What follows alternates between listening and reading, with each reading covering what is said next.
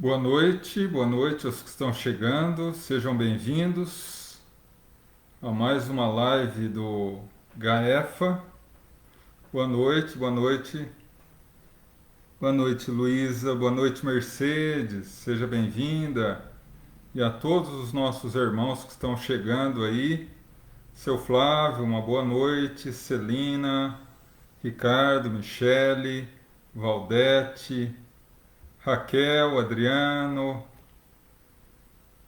Rafaela, boa noite, um grande beijo para vocês aí, que Deus abençoe muito vocês. Carlos Eduardo, seja bem-vindo. Licélia, minha irmã, boa noite. Marilei, boa noite. Seja bem-vinda, seja muito bem-vinda à nossa reunião. Ana Cleide, Yarinha, boa noite. Ivali, minha irmã, Marcelinho, Pernambuco, boa noite, Pernambuco. Grande abraço. Janice, Bernadette, seja bem-vinda, minha irmã. Altino, boa noite. Maria Aparecida, José, boa noite. Marina, sejam todos muito bem-vindos a mais uma live do Gaefa. Hoje, quinta-feira, como eu sempre coloco, uma live um pouco mais descontraída, onde a gente pode passear aí por muitos assuntos da doutrina, né? Afinal de contas, hoje é um pinga-fogo, uma perguntas e respostas, onde vocês conduzem a reunião, né? Hoje nós vamos, como todas as quintas-feiras, e à medida que vocês forem fazendo as questões, a gente vai respondendo, sempre a ótica da doutrina espírita, né? E como eu havia comentado com vocês há cerca de um mês atrás, nós recebemos a orientação da espiritualidade para disciplinar o horário. Então, ao longo dessas últimas 4 quinta-feiras, eu coloquei um aviso na página antes da live. Hoje eu acredito que não precisa mais, porque vocês já estão habituados, né? Mas aqueles que estão chegando pela primeira vez, a nossa live de quinta inicia-se às 8 horas com uma prece, e logo após a prece vocês já ficam à vontade para fazer as questões, tá? As questões devem ser feitas até no máximo 8h45, 15 para as 9. Por quê? Porque a 15 para as 9 até as 9 horas eu terei um prazo para encerrar as respostas de todas as perguntas que foram feitas. Às 9 horas iniciamos a vibração do passe e a vibração da fluidificação das águas e a vibração pelos necessitados, terminando a reunião às 9h15 em ponto, tá bom? Então, como a espiritualidade nos pediu esse carinho, né, da disciplina, e vocês estão sendo maravilhosos nesse sentido, né, ao longo dessas semanas, mais uma vez eu recorro ao carinho de vocês para que nós possamos ter uma reunião abençoada, contando com a assessoria deles até 9h15, para que a gente possa bater um papo descontraído aqui a respeito da doutrina, tá bom? Bom, falta 1 minuto, já entrou uma questão aqui, tá? Então daqui a pouquinho a gente já vai iniciar com a prece. Deixa eu ver aqui se mais alguém fez uma pergunta anterior a essa.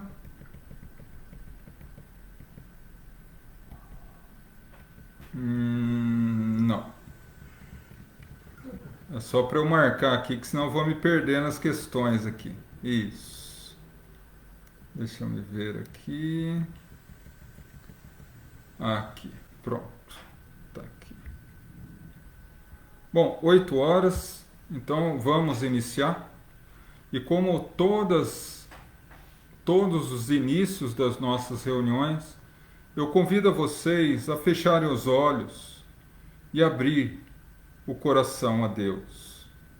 Vamos entrar em sintonia com o nosso Pai Celestial, com Jesus, nosso Mestre, com os nossos amigos espirituais, para que ao longo de toda a nossa reunião, eles nos possam conceder a paz, a harmonia, a bênção, a proteção, o carinho necessário e a força necessária para continuarmos fortalecidos e amparados, e ao sairmos daqui, possamos ser renovados para continuar a nossa caminhada rumo a nosso Mestre Jesus. Que assim seja, graças a Deus. Então vamos iniciar, lembrando aqueles que eventualmente quiserem colocar qualquer tipo de pergunta, né? É porque quando a gente fala em pergunta, às vezes as pessoas têm um certo acanhamento, uma certa vergonha. Não tenham. Por mais simples que seja a questão, fiquem à vontade, tá bom? E a gente vai respondendo. Paulo, Silvana, boa noite, obrigado pela pergunta. Se uma pessoa, seja pelo motivo que for, tendo a oportunidade de tomar a vacina, não querer tomá-la e adquirindo a Covid, venha desencarnar, é considerado suicídio? Não necessariamente, Paulo. É considerado suicídio quando há intenção direta ou intenção indireta. Intenção direta. Eu tenho intenção de contrair Covid. Portanto, eu vou entrar em contato com pessoas que eu sei que estão com vírus sem nenhum tipo de proteção porque eu quero. Isso é direta. Indireta, quando você não quer a contaminação, mas você assume o risco. Ou seja, você sabe que o risco é grande de andar sem máscara, de andar sem proteção, de ficar saindo de casa, né? Mas se você não se previne e acaba ocorrendo, aí é uma forma de suicídio. Agora, se a pessoa não tomar a vacina, no entanto, manter-se segura, segundo os protocolos de segurança, segundo o uso de máscara, o uso de álcool em gel, evitar aglomerações, e tudo isso, aí ela não é considerada. Apenas um parênteses rápido, tá? Aí não é uma oposição da doutrina espírita. É uma opinião minha. Ou melhor, é uma opinião minha baseado em um conceito espírita. Kardec, há 160 anos atrás, disse o seguinte: cabe ao bom espírita, quando perceber que a ciência comprova que um dos itens da doutrina está errado, cabe ao bom espírita abandonar o ponto errado e seguir a ciência. Se a ciência comprova que a vacina é o meio eficaz para cura, cabe à pessoa, segundo os conceitos que ela tenha, tomar a vacina. Mas isso é uma opinião minha. Nós respeitamos todas as opiniões, né? Bom, vamos lá? Boa noite, gente que está chegando aí. São tantos amigos, tantos irmãos que não dá para cumprimentar todos. Mas sintam-se abraçados, tá?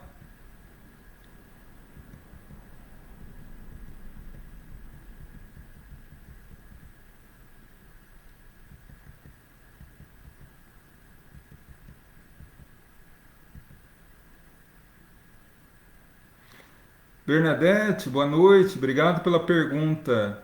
Você pode nos falar sobre o apóstolo Pedro? Bom, poder eu posso. O duro vai ser eu resumir a vida dele, que é uma vida extraordinária, né? Pedro era pescador, né? Curiosamente, ele morava na cidade de Querfanaum. Para aqueles que não conhecem a geografia da Palestina, a Palestina é dividida em 4 grandes regiões.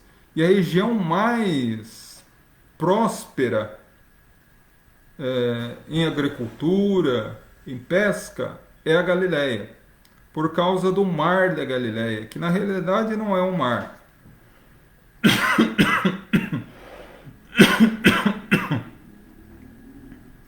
Mas sim um grande lago, né? E em volta desse lago tem várias cidades. E ali ele pescava junto ao seu irmão. E mais 2 que eram sócios dele, João e Tiago, filho de Zebedeu, né? Então ali eles conheceram Jesus e, segundo os historiadores, Pedro à época tinha em torno de 40 a 45 anos quando conheceu Jesus, né? Era uma pessoa muito difícil, um temperamento muito difícil, uma pessoa explosiva, né? E à medida que foi conhecendo Jesus, e logo após a sua crucificação, que ele passou por todo aquele período de reavaliação da sua conduta a partir da negação, ele assumiu a posição natural de líder do colégio apostolar, né?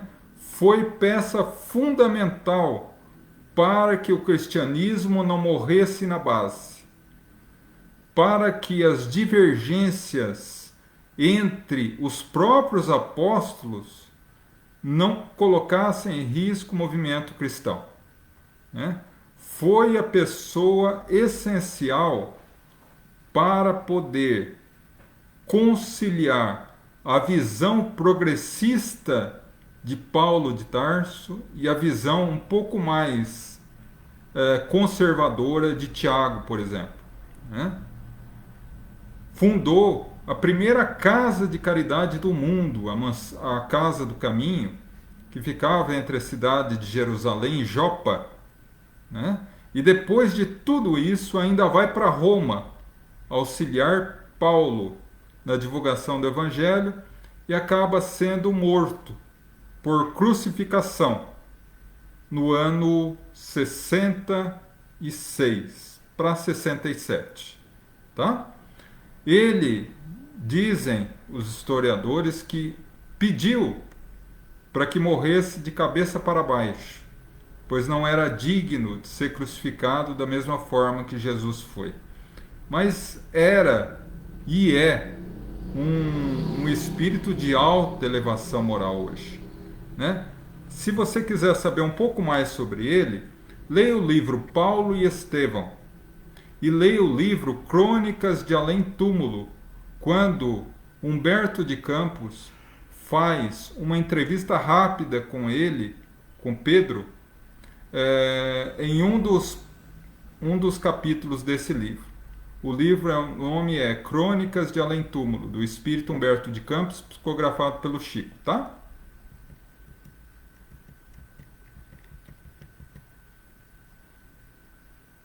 Isadora, boa noite, seja bem-vinda. Os espíritos podem causar algum efeito na eletricidade ou nos mostrar algum sinal através dela? Bom, Isadora, pode, tá? O que ocorre? Os espíritos, eles podem interferir na matéria, e a energia é uma forma de matéria. Podem, desde que eles tenham um meio, um intermediário para isso. O espírito, ele não consegue manipular a matéria se ele não tiver um intermediário. Nós somos espíritos. Como que nós o manifestamos para manipular a matéria? O intermediário, que é o nosso corpo. Se a gente não tiver corpo, a gente não consegue manifestar na matéria.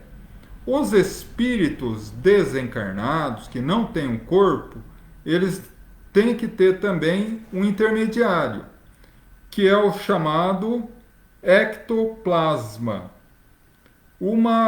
Segundo Kardec, no Livro dos Médiuns, é uma energia semimaterial né? É uma energia que é aurida, que é, aliás, é emitida pelo corpo orgânico de um médium, que é chamado médium de efeitos físicos, e a manipulação desse ectoplasma, o espírito pode, através desse ectoplasma, manifestar na matéria, através de pancadas, através de levitação de objetos, através de acender e apagar a luz e outras coisas, tá? Mas pode sim. Desde que tenha um médium de efeitos físicos próximo ao local da manifestação, próximo ao espírito. Só uma coisa, nem sempre o médium de efeitos físicos tem consciência disso, tá? Na maioria esmagadora das vezes, o médium que está servindo de instrumento, que está cedendo ao espírito, o ectoplasma, não tem nem ideia de que está cedendo para ele e muitas vezes nem ideia que é um médium de efeitos físicos, tá? Maria Luísa, boa noite. Obrigado pela pergunta. Tendo em vista a encarnação de Joana de Ângeles, que foi a irmã Clara, será que tem a possibilidade da encarnação de Francisco de Assis também? Sim, na verdade, Maria Luísa, Francisco de Assis, não só um autor, mas vários autores espíritas, o próprio Divaldo já se manifestou sobre isso também.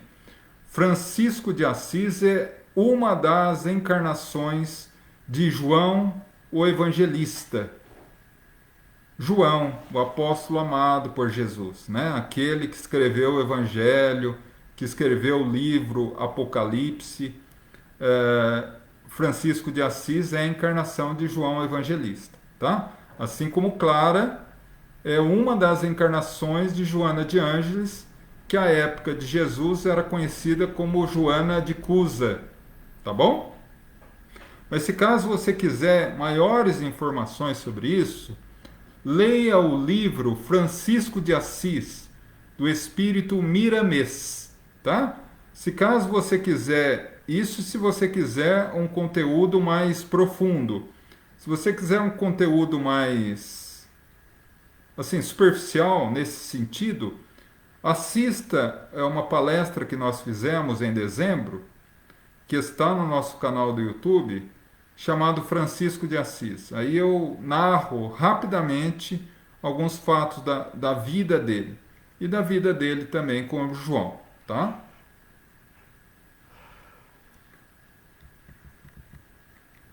Boa noite, Fernanda. Seja bem-vinda. Obrigado pela pergunta. Queria saber se existe um tempo mínimo para a reencarnação. E sempre reencarnamos na mesma família? Não, Fernanda, não há um tempo mínimo para a reencarnação, tá? Porque a reencarnação na fase humana, ela depende de vários fatores. 99,9% das encarnações são por vontade própria do espírito, tá? O espírito que pede para reencarnar. Então, diante disso, quando ele desencarna, ele precisa passar primeiro pelo estágio de adaptação no mundo espiritual, que Kardec chama no Livro dos Espíritos de estado de perturbação, tá? Perturbação no sentido de adaptação. Depois disso, ele vai fazer uma avaliação de consciência de tudo que ele fez na vida última e tudo que ele deverá fazer ainda, ou uma forma de reparar os erros que ele cometeu na vida. E a partir daí projetar uma nova encarnação. Então pode levar alguns meses até algumas décadas para reencarnar. Quanto mais evoluído o espírito, mais tempo ele passa no mundo espiritual, tá? E não, nem sempre ele nasce na mesma família, tá? Até porque a família é um ponto básico do processo reencarnatório. é escolhida a família que nós vamos encarnar durante o nosso processo de reencarnação. Então a família talvez seja o ponto mais importante para o nosso processo de aperfeiçoamento enquanto estamos na Terra. Seja para nos auxiliar a evoluir no sentido benéfico, ou seja, unir-se com espíritos que nos são afins, ou nos auxiliar a evoluir pelas provas e expiações, quando se unem na família espíritos que em algum momento da nossa existência imortal nós prejudicamos. E naturalmente que não gostam de nós. E aí, quando junta-se tudo na mesma família, né, é motivo para discórdia, para dificuldade, para dores, né? E aí nos cabe lembrar de Jesus, né? A prova na família, muitas vezes, para aprender a perdoar, a ser paciente, a ser benevolente e evoluir, né? Mas nem sempre nós encarnamos na mesma família, tá? Mas dê uma lidinha no Evangelho segundo o Espiritismo, no capítulo Honrar Pai e Mãe, no item laços de família, rompidos pela desencarnação, né? Que ele vai falar dos laços da família física e dos laços da família espiritual. Tá? Ali está bem explicadinho para você, tá? Elisângela, boa noite. Obrigado pela pergunta. Como sabemos se estamos sendo obsediados? O que é obsessão? Obsessão existe sempre que um espírito, encarnado ou desencarnado, impõe a sua vontade sobre a nós. Então, quando nós vamos saber se estamos sendo obsediados? Sempre que nos vem à mente um pensamento negativo do nada. É indício que eu posso estar sendo obsediado. Sempre que alguém me sufoca fisicamente a vida, sem que eu tenha feito nada, ele está me obsediando. Sempre que eu tenho um vício, por exemplo, qualquer vício, e esse vício é controlável, eu controlo o meu vício, eu não deixo me entregar a esse vício. Mas em dado momento eu percebo que eu perco o controle desse vício. É indício que eu estou sendo obsediado. Então, o processo de obsessão, ele se insinua muitas vezes de forma muito delicada, muito sutil. E há necessidade de analisar, a autoanálise. Se eu estou num período que eu prefiro ter razão em tudo do que ter paz, se eu brigo por qualquer motivo, se eu perco a paciência por qualquer coisa, se eu tenho um determinado vício e esse vício recrudesce, fortalece. Se eu, em dado momento, está tudo bem, de repente eu sinto uma tristeza forte ou uma raiva sem motivo, é indício que eu posso estar sendo obsediado. Como resolver? Oração, vinculando a espiritualidade maior e fortaleza para ir contra essa indução.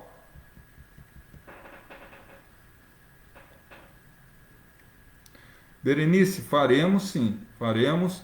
Logo após as 9 horas, que começaremos a nossa vibração pelos necessitados, estaremos juntos orando por sua filhinha. Selma, obrigado pela pergunta. São muitos irmãos que estão voltando para a pátria espiritual. Seria um resgate coletivo, uma escolha individual? Como nós havíamos falado, todo o processo de encarnação é escolhido pelo espírito, juntamente com o seu mentor espiritual e uma equipe espiritual que coordena a reencarnação. Então, toda volta ao mundo espiritual, que não seja o suicídio, é programada no processo reencarnatório.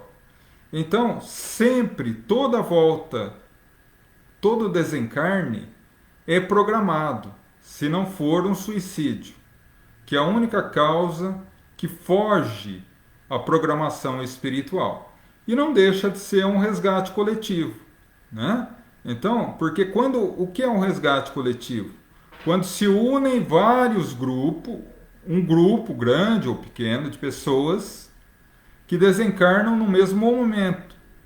Cada qual desencarna naquela situação junto por um motivo diferente, mas todos optaram desencarnar de uma forma geral, daquela maneira trágica. Eu não estou falando daquela maneira Covid ou daquela maneira cair o avião, mas de uma forma trágica, ou por uma doença, ou por algo assim. Então, de forma genérica, mas escolheram, tá?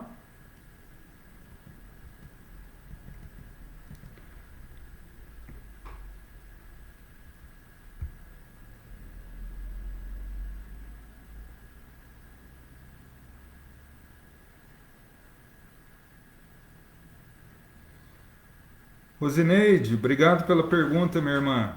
Seja bem-vinda.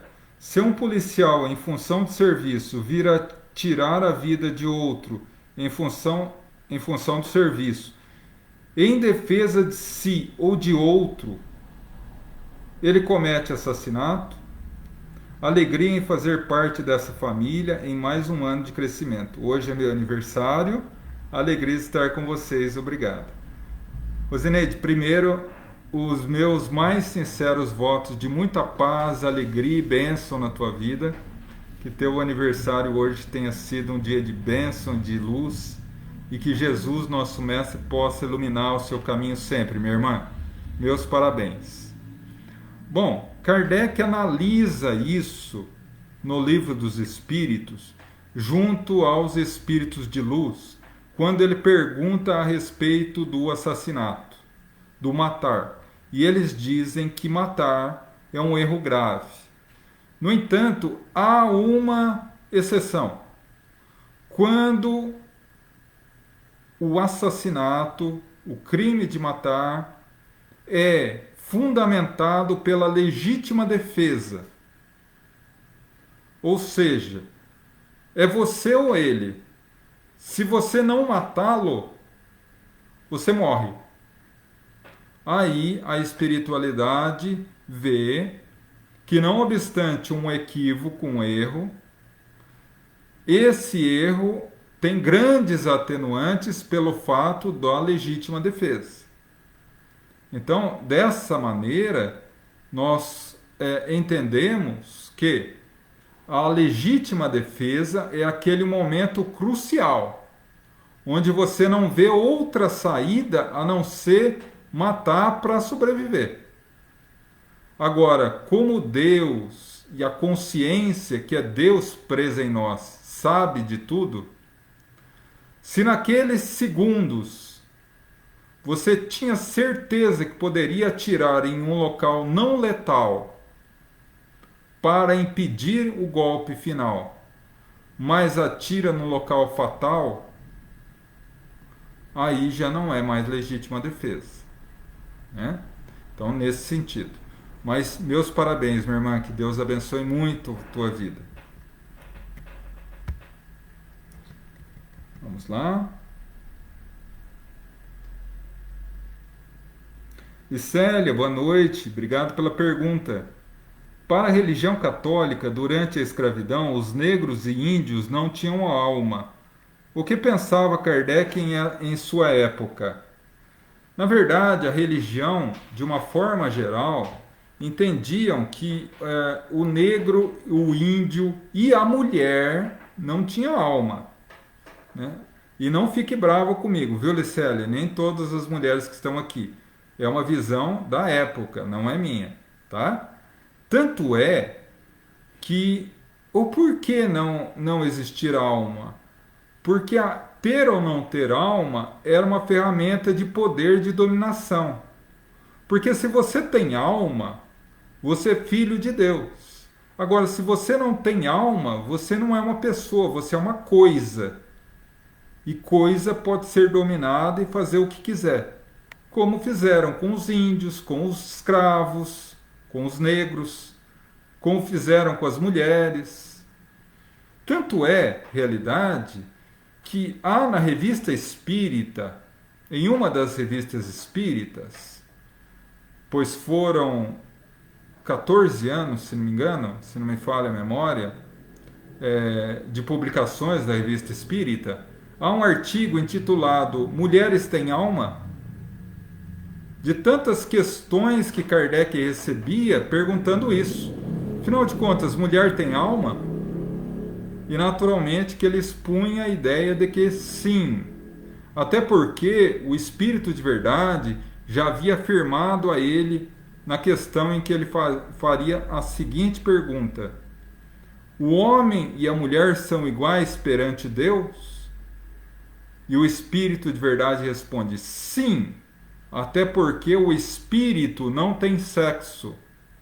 Ele reencarna ora na condição masculina, ora na condição feminina, conforme as suas necessidades reencarnatórias. Então são filhos de Deus. Então a ideia de Kardec para a época já era revolucionária. Maria Ângela, obrigado pela pergunta. Meu pai desencarnou em 96. Ele era alcoólatra. Será que ele reencarnaria na mesma família para trabalhar o alcoolismo? Bom, minha irmã, na realidade, ele era alcoólatra, né? Mas a primeira coisa que nós temos que ter em mente é a mensagem de Jesus: jamais julgar, né? Se ele passou pela dificuldade do alcoolismo, que hoje nós sabemos ser uma doença grave, né? Com toda certeza, ele foi muito bem amparado pela espiritualidade e nesse período, muito provavelmente, trabalhou isso no mundo espiritual e, logicamente, deverá retornar à Terra para reparar esse equívoco dele, seja pela prática do bem, seja pelas dificuldades, tá? Porque a espiritualidade nos conduz ao seguinte: sempre que fazemos o bem, apagamos o mal que fazemos. Então ele pode tanto vir portador de consequências orgânicas geradas pelo vício, como pode vir com a propensão de ser, por exemplo, um médico ou uma pessoa que lide na área da saúde e auxilie pessoas dependentes da bebida, por exemplo. Em ambos os casos, ele está reparando, através do bem. Agora, se ele virar na mesma família, aí vai depender muito das condições dele e da própria família, né? Ver se não tem nada além do alcoolismo para ainda reabilitar com essa família, né?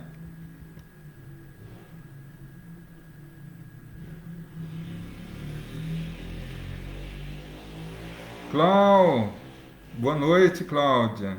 Luciano, meu irmão Toninho, beijão para vocês aí. Isadora, boa noite, obrigado pela pergunta. Nossos patrões nessa vida têm alguma ligação de vidas passadas? Isadora, pelo tom da sua pergunta, eu posso afirmar com toda certeza que sim. Por quê? Quando a pessoa tem uma certa dificuldade grande conosco, ou a pessoa tem uma afinidade muito grande conosco, é indício que ela tem uma ligação, uma relação conosco no passado. Quando nós fomos amigos dela no mundo espiritual e no passado, ela nos vem como uma pessoa muito carinhosa, muito receptiva, que gosta muito de nós, nos auxilia muito. Quando nós erramos para com ela no passado, ela vem com o pé atrás conosco, não gosta de nós por qualquer motivo, tem implicância com a gente, exige demais de nós. Então, de uma forma ou outra, os patrões de hoje, principalmente se eles têm alguma vinculação positiva ou negativa conosco, é porque tiveram uma relação anterior. Porque dentro de uma empresa, por exemplo, né, uma empresa pequena, se o nosso patrão nos age com indiferença, ou seja, né, cumprindo as nossas obrigações profissionais, ele não questiona nada. Só nos questiona se a gente cometeu algum equívoco. Aí, talvez, muito provavelmente, não tenha vinculação nenhuma. Agora, se o nosso patrão nos persegue, ou ao contrário, se o nosso patrão nos tem um carinho muito grande, em ambos os casos, ele teve uma relação anterior conosco. Tá? Vanice, minha irmã, obrigado pela pergunta. Sempre falamos em nossos grupos a respeito de nós não gostarmos o que o nosso próximo é ou faz. A resposta obtida sempre foi: é exatamente o que nós precisamos trabalhar em nós, pois fomos esse tipo de pessoa em alguma existência. O que você tem a dizer sobre isso? Bom, Vanice, na vida física, a Terra é uma escola. Tá? Para alguns é um hospital, para outros é uma penitenciária, mas para todos nós é uma escola. Então nós voltamos à Terra e atraímos através da nossa mente, do nosso pensar e da energia que emanamos através do nosso perispírito, pessoas e situações que nos auxiliem a superar as necessidades que temos nessa encarnação. Então, entendo que quando eu tenho uma determinada fraqueza, vamos colocar assim, se eu tenho uma determinada ferida espiritual e moral no meu perispírito, vinculado a questões familiares, eu voltarei na Terra com, por exemplo, a minha saúde perfeita, a minha área profissional tranquila, a minha área social tranquila, mas dentro da família eu vou ter problema. Se, por outro lado, o meu problema foi gerado na questão de trabalho, eu tenho muitas vezes uma família tranquila, uma esposa, um marido bom, uma saúde perfeita, mas o meu trabalho não vai. Então é sempre assim. Nós passamos por dificuldades na área em que necessitamos reequilibrar algo. Infelizmente é assim, né? O problema é que aqui, infelizmente, não é como o exemplo que eu dei. A gente não tem problema em uma área só. Né? Se fosse assim, seria uma maravilha, né? Infelizmente, a maioria de nós não tem área, dificilmente a gente não tem uma área que não tenha problema.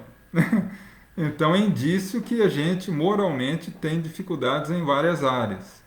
Então, quando alguém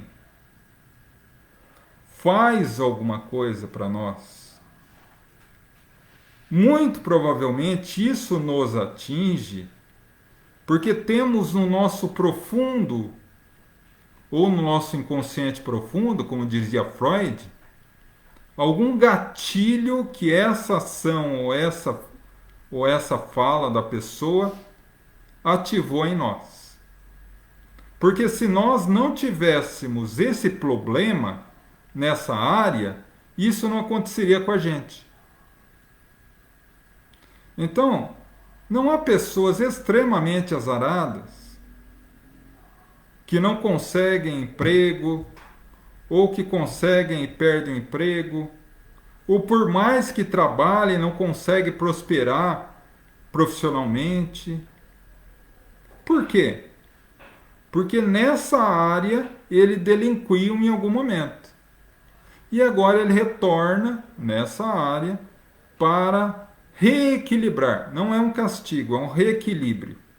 Tá? Então, nesse sentido, tudo que nos acontece se vincula à área que nós necessitamos. Então, dessa forma, acredito que seja real essa informação que você coloca. Tá?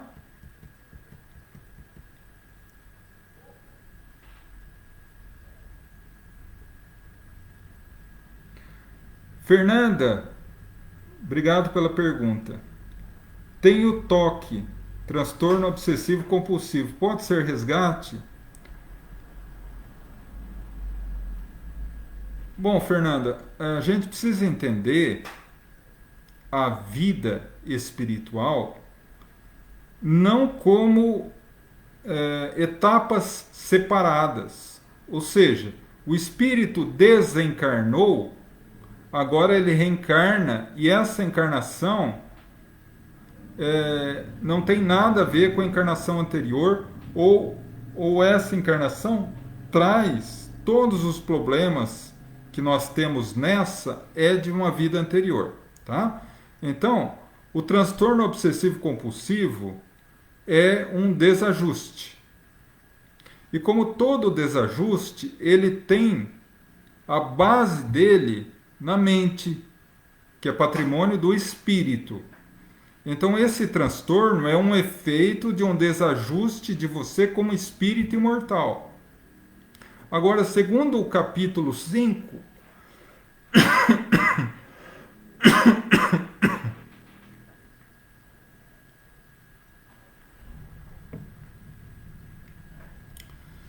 segundo o capítulo 5 do Evangelho segundo o Espiritismo, nós podemos passar por dois tipos de dificuldades na Terra.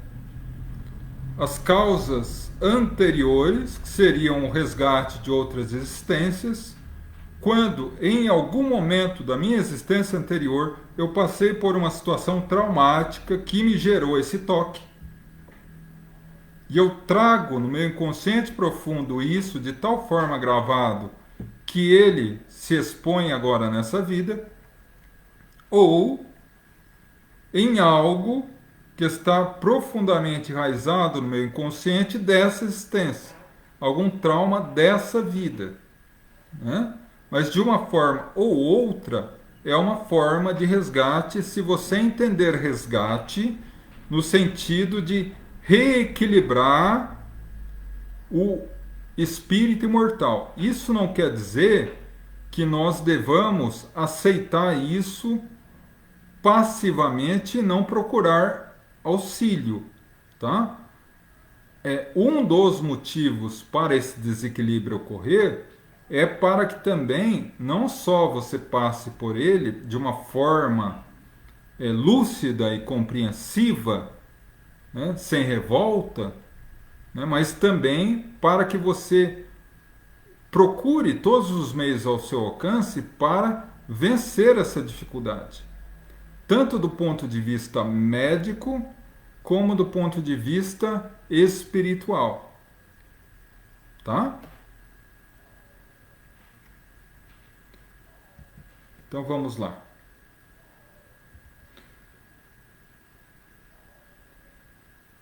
Isadora, obrigado pela pergunta. Espíritos podem aparecer em fotografias? Podem, como eu comentei na outra questão.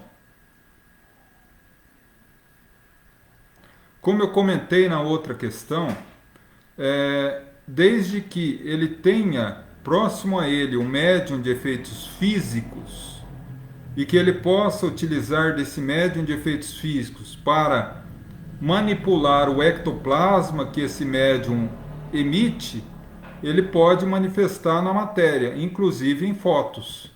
Foto, vídeo, computador e etc. Fernanda, vamos orar por sua mãezinha logo após as 9 horas, quando da vibração, tá bom? Ângela, também estaremos vibrando, tá? Selma, obrigado pela pergunta. As crianças da atualidade têm uma visão e entendimento diferente de seus pais.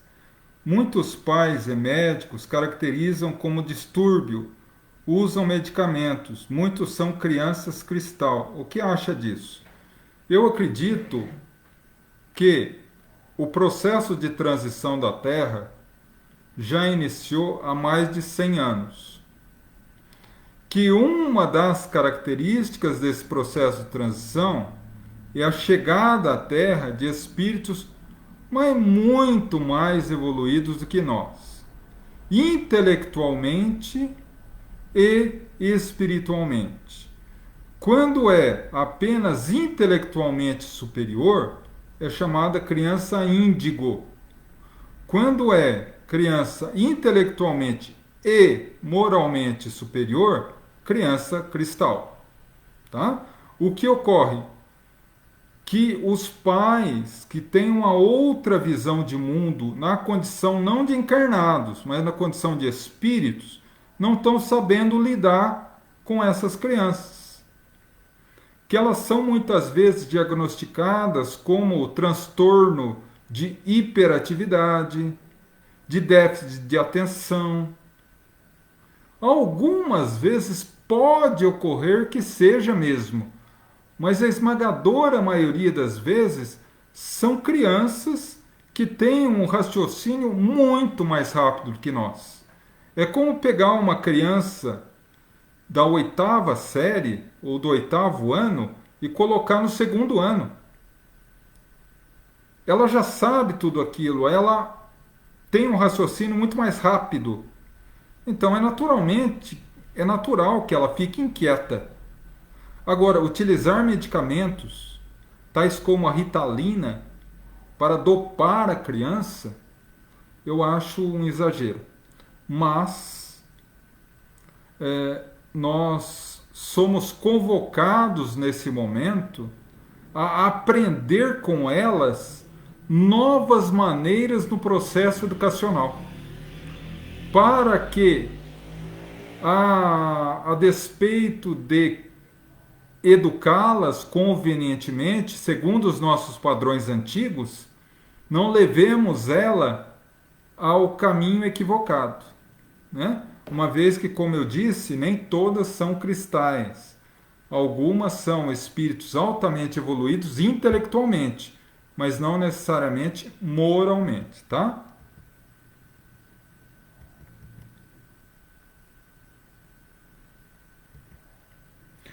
Bernadette, já estamos com 1 ano de live? Sim, minha irmã, na realidade amanhã, dia 26 de março de 2020, fizemos a nossa primeira reunião online. Então amanhã faremos 1 aninho de vida nas lives, tá bom?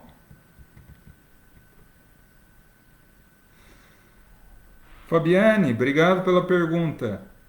Sonhava muito com minha avó, logo após seu desencarne em 2002. Meus sonhos com ela sempre me diziam algo bom e assim foi por vários anos. Mas faz um tempo que não sonho mais com ela. Quando paramos de sonhar é porque ela está se preparando para reencarnar? Pode ser, Fabiana, pode ser isso, mas não só isso. Porque no mundo espiritual, nós temos toda uma variedade de trabalhos de evolução. Então, na realidade, eles têm muita coisa para fazer, né? Tem muitos setores para trabalhar. muito conhecimento para aprender. Então pode ser que a sua avózinha esteja em outros setores de aprendizado e trabalho e não tenha mais tempo hábil para vir te visitar com frequência. Ou esteja sim preparando um processo de reencarnação, tá? Mas o importante é que você saiba que a reencarnação não é o único motivo para que isso aconteça. Bom, pessoal, 8h45, eu peço a todos a gentileza de encerrarem as perguntas para que eu tenha tempo de responder as que faltam e a partir daí, às 9 horas, começar a nossa vibração, tá bom? Eu agradeço muito o carinho de todos vocês.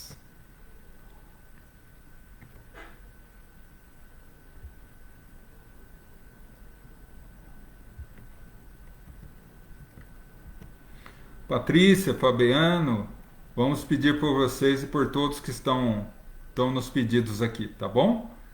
Logo após as 9 horas, nós já vamos iniciar as nossas vibrações. Isadora, obrigado pela pergunta. João, como posso ajudar as pessoas que estão alcoolizados, caídos nas calçadas das ruas? Como ser espírita e usar a caridade nessa situação? É realmente um desafio, Isadora, porque muitas vezes eles não aceitam ajuda, né? Eu sei que isso pode parecer até uma desculpa para não ajudar, mas realmente é muito difícil, muito complicado, né? Uma situação dessa. Mas a gente sempre pode dar uma palavra amiga, dar um medicamento, tentar chamar alguém, ou o serviço de assistência social da sua cidade, ou até a polícia, para que possa direcionar essa pessoa para um eventual abrigo, né? Oferecer auxílio de um tratamento, né? Dentro das cidades, geralmente as cidades grandes, eu não sei onde você mora, mas enfim, sempre tem uma área de assistência social que tem ramificações em várias áreas de atuação, inclusive em clínicas de tratamento. E muitas vezes a pessoa está precisando só de uma chance para sair dessa situação, né? Então, o verdadeiro espírita é aquele que tenta. Não necessariamente ele vai conseguir, porque isso depende muito da pessoa também, tá? Flávia, boa noite, obrigado pela pergunta.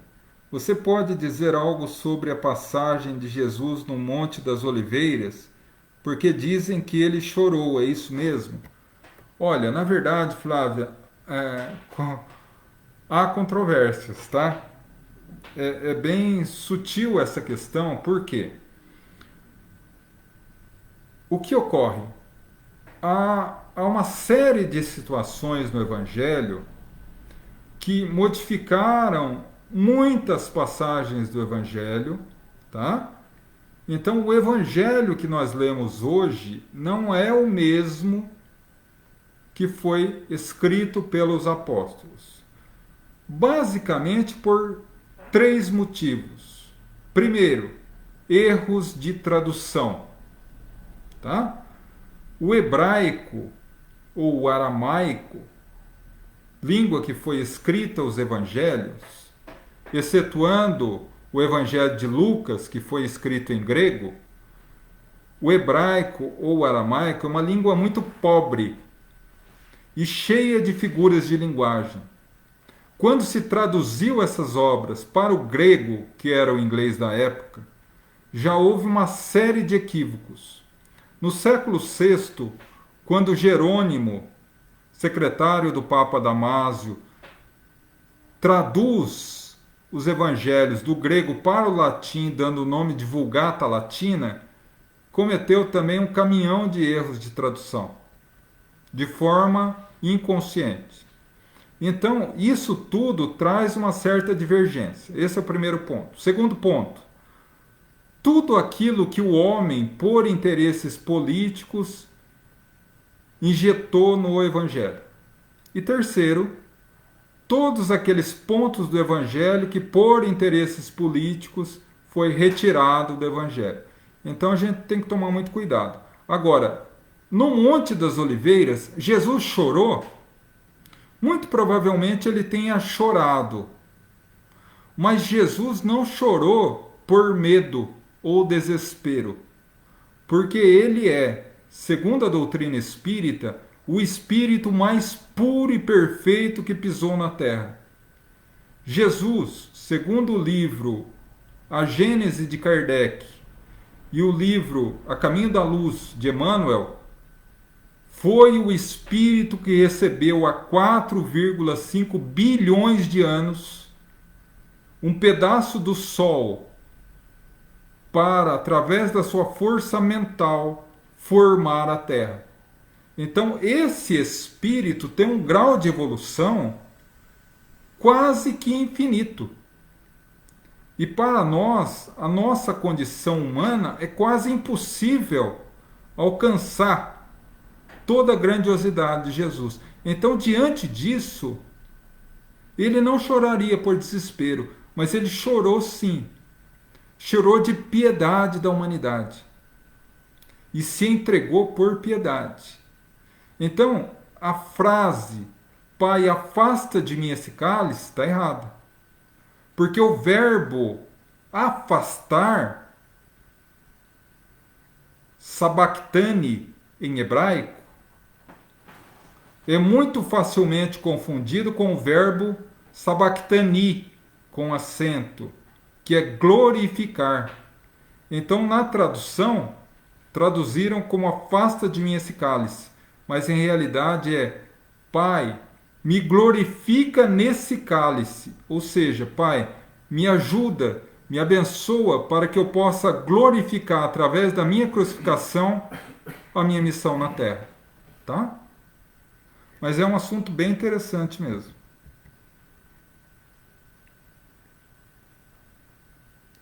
Herminda, boa noite, obrigado pela questão, obrigado e saudade, Herminda.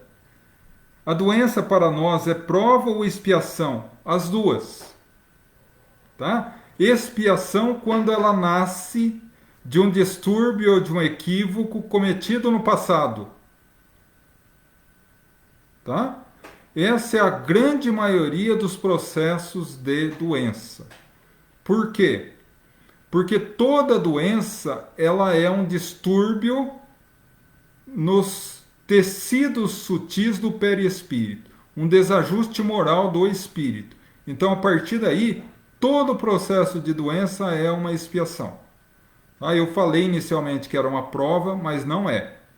O mentor aqui já deu uma puxada na orelha e falou, não, é expiatório por quê? Porque é consequência de um equívoco nosso que está no nosso espírito, tá? Na nossa consciência, e toda doença aflora esse desajuste ao corpo físico como quem expurga, como quem joga para fora algo que não é vinculado ao nosso psiquismo.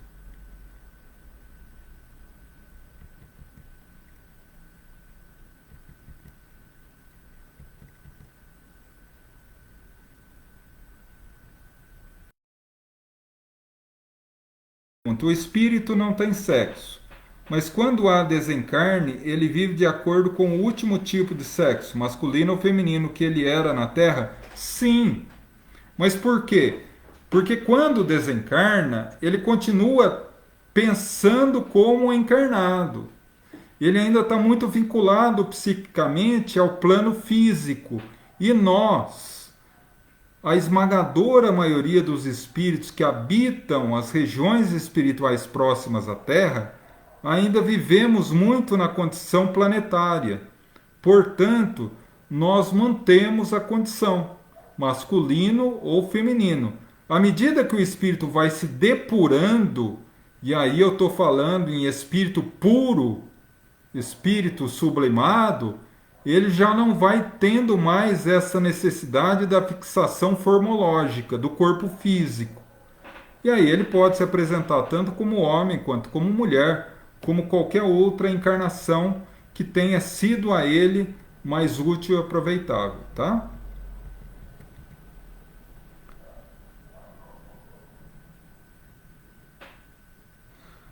Luzia, boa noite, obrigado pela pergunta. Fale sobre crianças que estão ficando órfãos diante de pai, mães e avós que morreram pelo Covid. E não só pelo Covid, mas ao longo de toda a história da humanidade, por vários tipos de doenças ou situações, crianças acabam ficando órfãs, né? Como Deus é soberanamente justo e bom, e nada nos ocorre por acaso, naturalmente que essa orfandade de hoje é consequência de algum equívoco do passado.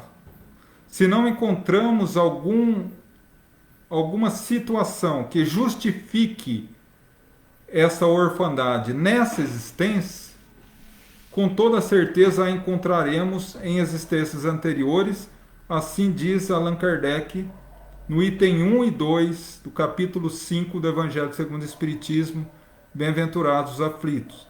Então, assim, todo processo que nos ocorre negativamente é consequência de uma atitude negativa, tá? O que pode gerar isso? Não apenas uma causa, mas mais variadas condições.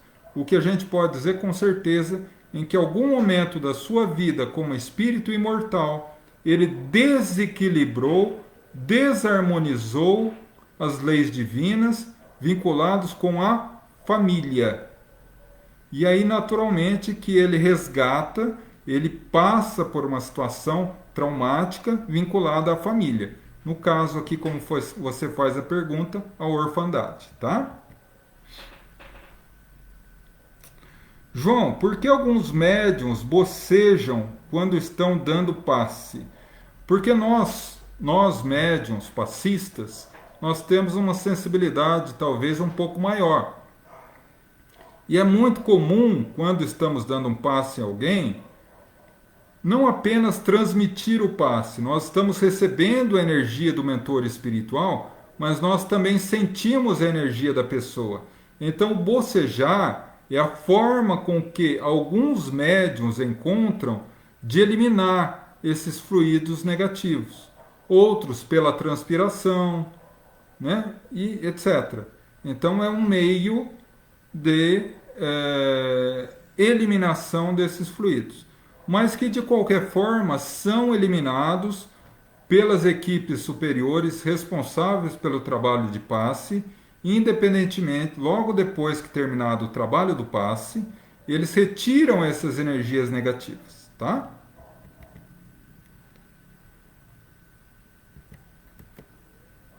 João, como faço para entrar em contato com meu protetor durante a noite? Gostaria muito de um encontro consciente, mas por mais que eu peça e ore para que isso ocorra, não consigo.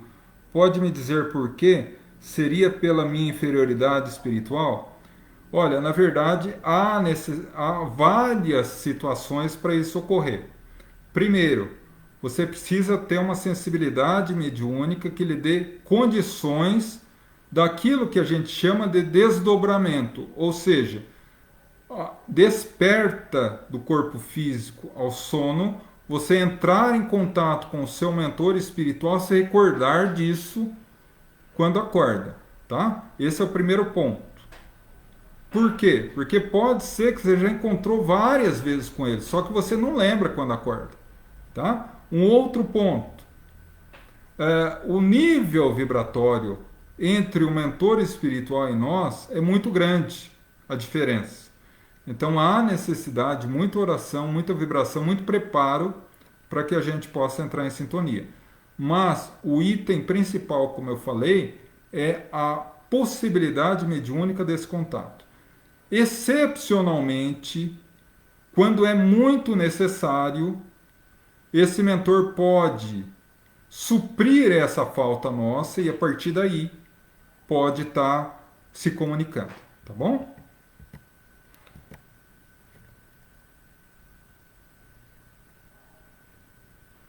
Constelação familiar tem algo com espiritismo? Não.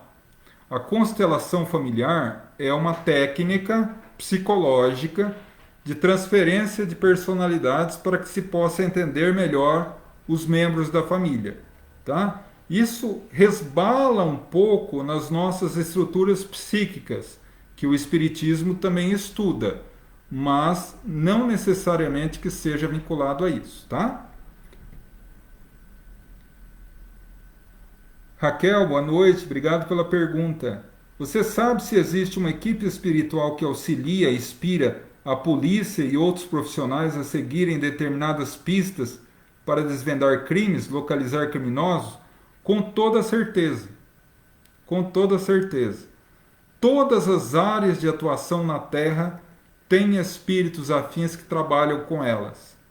Inclusive advogado, por incrível que pareça, né? Tem um livro chamado Justiça Além da Vida, que narra muito bem essas equipes de trabalho no fórum, com os promotores, juízes, advogados. E há também aqueles com os policiais, médicos principalmente, e tantos outros, tá? Bom, pessoal, 9 horas eu vou ter que encerrar para que nós passemos para outra parte, tá? Infelizmente, passou muito rápido, Maria Ângela. Mas quinta-feira temos mais, se Deus quiser.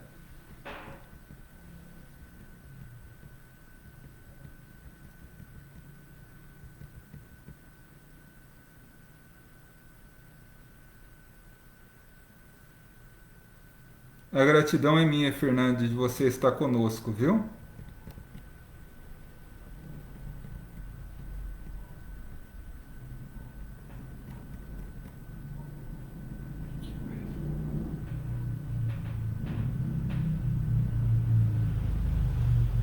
Vamos pedir por ela agora, sim.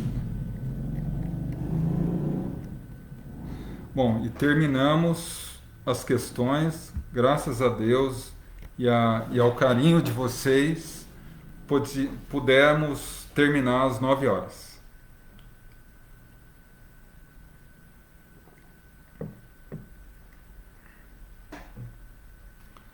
Eu convido todos a fecharem os olhos e abrirem o coração. Vamos nesse momento abraçar Jesus. E nesse abraço carinhoso, vamos pedir-lhe ao ouvido pelas nossas necessidades e aflições. E ele, o celeste amigo, haverá de nos amparar. Abençoar também nossos familiares, presentes, ausentes, próximos, distantes, onde quer que se encontrem, possam receber a visita amiga dos missionários do amor. Rogamos pelos nossos irmãos encarnados, que passam por provas e expiações. Ó Senhor, que Tu sejas o farol a nos iluminar nos caminhos tortuosos da terra, para que possamos encontrá-lo a cada passo do caminho, rumo à felicidade e à paz. Rogamos pelos doentes e necessitados, que estão em hospitais, sofrendo. Conceda-lhes a cura, Senhor, mas se não for possível, uma vez que a doença é remédio amargo para a cura do espírito, rogamos fé e a certeza de que um dia encontrarão muito mais do que a saúde física, a saúde espiritual. E nesse momento, estamos em muitos aqui, aliados a esse exército luminoso do Cristo.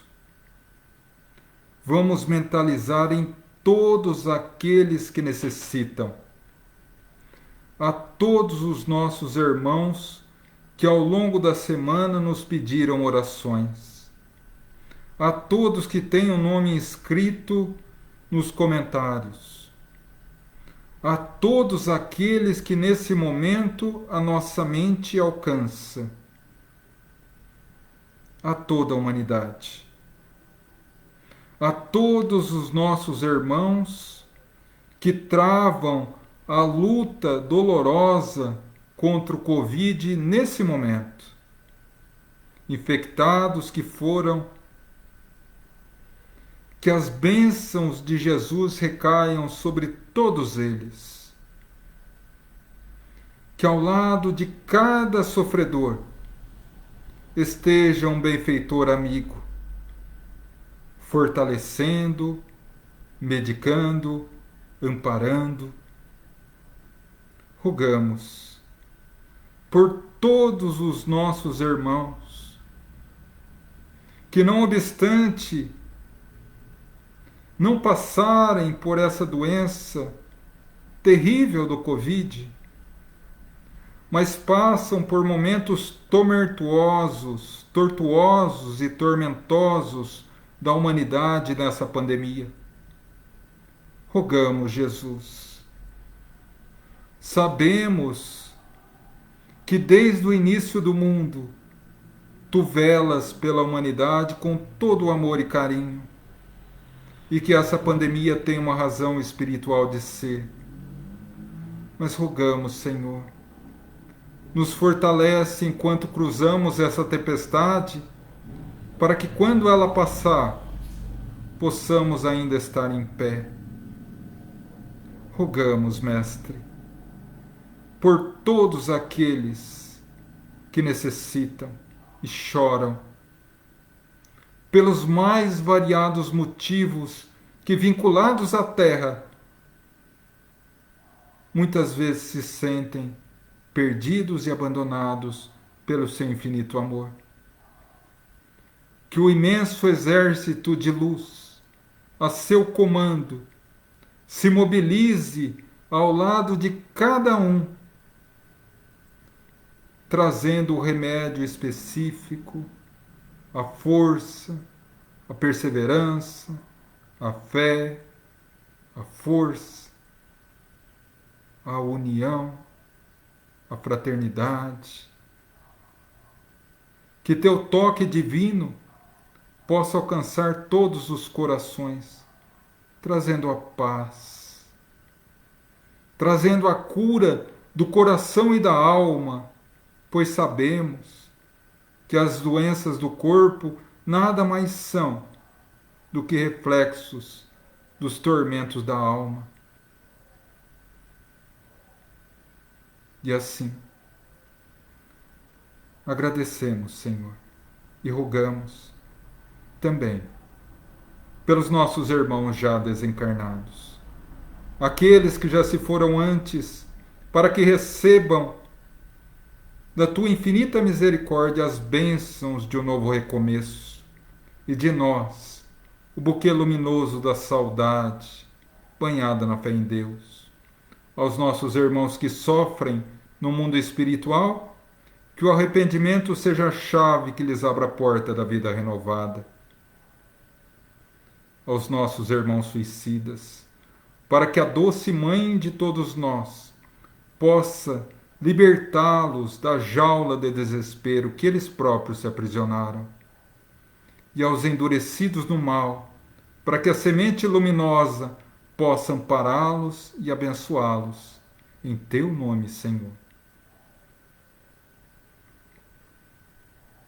E assim, agradecidos, rogamos a tua bênção e misericórdia a todos.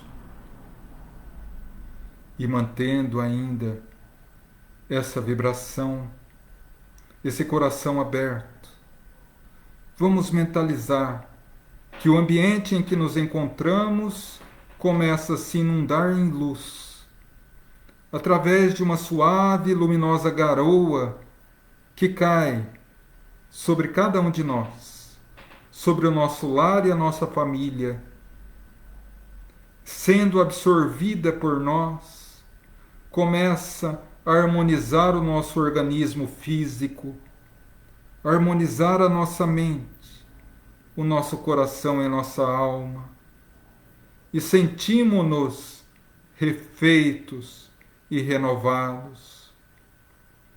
As equipes de trabalho, os missionários do Cristo, agora estão ao nosso lado e dos nossos familiares, abençoando a água, nos concedendo o passe revigorante, limpando o ambiente do nosso lar de todas as perversidades e negatividades, e nos sentimos leves e em paz. Sentimos a doce presença do Cristo ao nosso lado, e da acústica da alma, no fundo do nosso coração, ouvimos aquelas doces palavras que há 2000 anos ficaram gravadas a fogo no íntimo da nossa consciência. Quando do alto do monte Jesus dizia: bem-aventurados os que choram, pois serão consolados. Ele é o divino consolador da humanidade. Muitas vezes é impossível de imediato tirar a dor e o sofrimento, uma vez que faz parte do nosso processo de redenção e sublimação, mas o consolo sempre vem. Gratidão, Senhor. E assim, já abençoados pelas equipes socorristas com o passe luminoso, as águas já fluidificadas, as equipes imensas de mensageiros do Cristo já se direcionam a todos os locais que pedimos. Nos resta agradecer. Agradecemos aos nossos mentores espirituais que velam por nós, a todos os trabalhadores do GAEFA que aqui estão conosco, as equipes socorristas, a Francisco de Assis, o patrono da nossa casa, a Mãe Santíssima de Nazaré, a doce mãe da humanidade, a Jesus, o nosso Mestre, e a Deus, o nosso Pai, o Senhor da vida, a quem devemos tudo. Agradecemos e humildemente entregamos esse trabalho em vossos pés, Senhor, rogando a tua bênção, a tua luz, a tua misericórdia e a tua força, para que possamos ter uma noite de paz, de força, de perseverança e de fé, e que amanhã possamos acordar renovados e fortalecidos para seguir o seu evangelho de luz, o único que nos levará à verdadeira felicidade. Que assim seja, graças a Deus. E assim, meus irmãos, com essa prece, encerramos a nossa reunião da noite com as bênçãos de Deus. Tivemos mais uma reunião de paz e de harmonia. Sintam-se todos abraçados pelo meu coração. O meu mais profundo, sincero sentimento de gratidão pela presença de todos vocês aqui conosco, engrossando essa equipe de auxílio aos nossos irmãos necessitados, e dizer que, se eventualmente em alguma questão eu me equivoquei, que possam colocar nos comentários para que a gente possa juntos aprender cada vez mais. Eu sempre gosto de repetir uma frase do professor doutor Herculano Pires. Na doutrina espírita não existem professores, todos somos alunos. Uma outra que eu gosto muito, de Leon Denis, o bandeirante do espiritismo francês. O Espiritismo é um oceano e nós estamos nos banhando em suas praias. Temos muito que aprender ainda, né? E do mais, meus irmãos, gratidão eterna por tanto amor e carinho.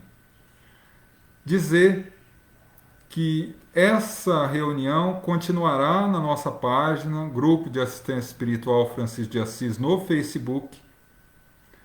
Pedir a vocês, se foi importante para vocês, se auxiliou de alguma forma essa reunião, eu peço a vocês que compartilhem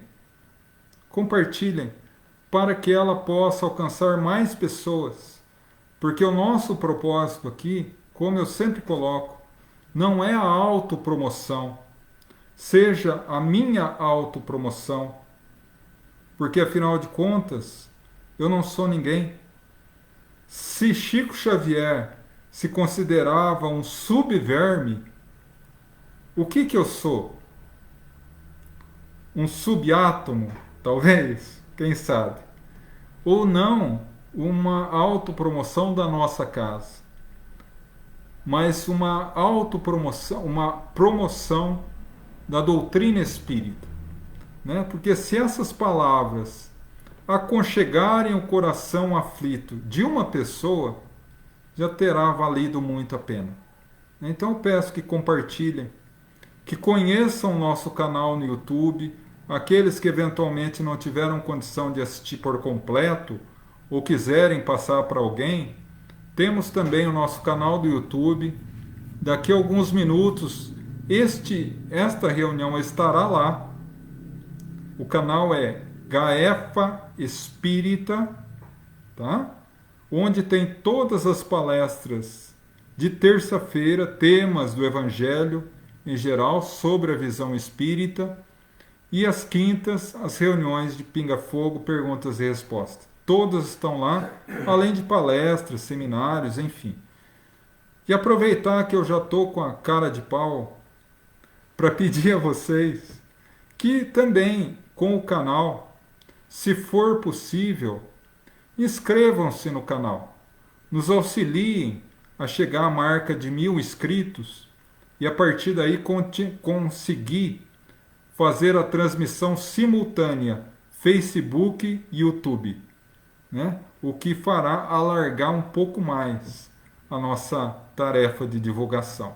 Do mais, meu profundo carinho, gratidão, meu carinho e gratidão a todos que estão chegando pela primeira vez, a nossa irmã Rosineide, que Deus a ilumine, ampare e abençoe muito nesse dia do seu aniversário, que esse início de um novo ciclo seja de paz e de luz na sua vida, minha irmã.